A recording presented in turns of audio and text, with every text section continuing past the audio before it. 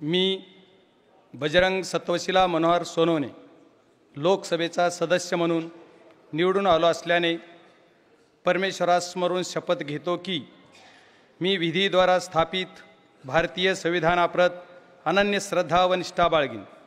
भारतीय सार्वभौमतेचे आणि भारतीय एकतेचे निराधाराने रक्षण करीन आणि जे कर्तव्य आता मला प्राप्त होत आहे ते मी नेकीने पार पाडीन। जय शिवराय, जय किसान, जय महाराष्ट्र।